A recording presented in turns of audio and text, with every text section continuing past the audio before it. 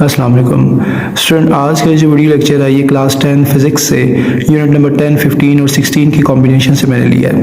Unit 10, 15 और 16 का मैं एक क्वेश्चन पेपर आप सबके साथ शेयर करने लगा हूँ, जिसके properly answers, MCQs, page number with reference to chapter मैं आप सबके साथ शेयर करूँगा।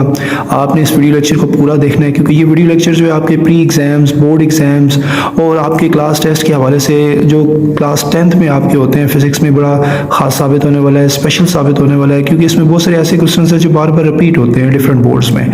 सो आप इस वीडियो लेक्चर को पूरा देखिएगा ताकि ये लेक्चर आपके लिए जो है वो हेल्पफुल हो, और जब आप यूनिट 10, 15, 16 को प्रिपेयर कर रहे हो तो आपको ये क्वेश्चंस भी याद हो।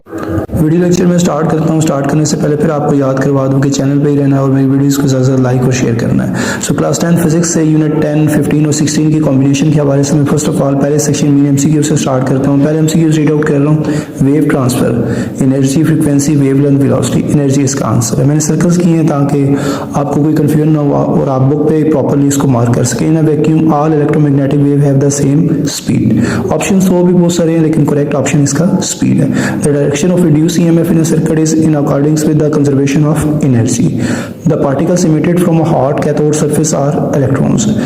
Keep remember that unit 10, 15 और 16 की कॉम्बिनेशन है, तो MCQs उन्हीं जो है ना 3 चैप्टर्स की कॉम्बिनेशन से ही होंगे। Which of the following characteristics of wave is independent of others amplitude? So ये इनके आंसर्स थे, आप इन्हें प्रॉपरली बुक में मार्क कर लीजिएगा। ये जो है आपके एग्जाम्स में और टेस्ट में MCQs शामिल हो सकते हैं। नेक्स्ट सेक्शन 2 की तरफ चलते हैं, जहाँ हमारे पास शॉर्ट क्वेश्चंस की कॉम्बिनेशन है इन्हीं यूनिट से, यूनिट 10, 15 और 16 है। डिफाइन एसएचएम यूनिट 10 में पेज 5 पे आपको मिल जाएगा, प्रॉपरली डेफिनेशन है, ब्लू बॉक्स में आप देख लीजिएगा। What is wave motion unit 10 में, ये भी पेज 8 पे है। Define diffraction of waves unit 10 में पेज 14 पे है। What is meant by Lenz law, अब ये यूनिट 15 में है। इन 3 यूनिट्स की कॉम्बिनेशन है, तो आप क्वेश्चन चेंज हुआ तो ये यूनिट 15 पेज 128 पे है। उम्मीद है आपको समझ आ रहा होगा। नेक्स्ट है question define mutual induction unit 15 पे पेज 130 पे है। What is electric motor unit 15 पे पेज 124 की बिल्कुल एंडिंग लाइन में लिखा होगा ये। Define Fleming left hand rule unit 15 पे है और ये पेज 122 पे है। Differentiate between analog and digital electronics unit 16 page 144। अब ये यूनिट 16 के कुछ क्वेश्चंस हैं। Define thermionic emission unit 16 page 140। Describe two uses of CRO unit 16 page 143। ये वो क्वेश्चंस हैं, ये बात आप याद रखिएगा, जो बार बार आपके एग्जाम्स में रिपीट होते हैं, तो आप इनको जरूर मार्क कर लीजिएगा और इनको याद भी कीजिएगा। अब हम सेक्शन 3 की तरफ प्रोसीड करते हैं। सेक्शन 3 की तरफ प्रोसीड करते हैं। ये हमारे लॉन्ग क्वेश्चंस का और यूनिट 10, 15 और 16 की कॉम्बिनेशन है। एक्सप्लेन पहला जो क्वेश्चन है, इसके 2 पार्ट्स हैं, जिसमें पहला क्वेश्चन ये explain motion of mass attached to a spring by diagram. So ये यूनिट 10 से और पेज 2 पे है।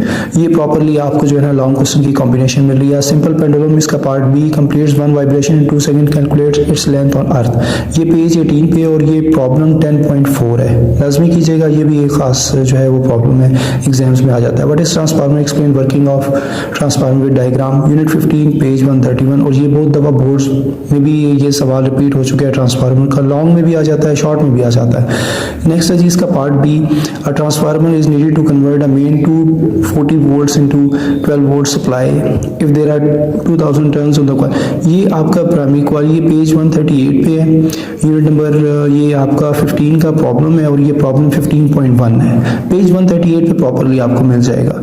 तो ये मैंने आपके साथ यूनिट 10, 15 और 16 की एक कॉम्बिनेशन शेयर की है, जिसमें एमसीक्यूज, शॉर्ट क्वेश्चन और लॉन्ग क्वेश्चंस की एक आपको लेंथ मिलती है। आप इनको बुक पे ज़रूर मार्क कर लीजिएगा। ये आपके बोर्ड, प्री बोर्ड एग्जाम्स और क्लास टेस्ट के हवाले से खास साबित होंगे, क्योंकि ये बार बार रिपीटेड क्वेश्चन है और टेस्ट में और एग्जाम्स में आ जाते हैं। उम्मीद है ये लेक्चर आपको समझ आया होगा।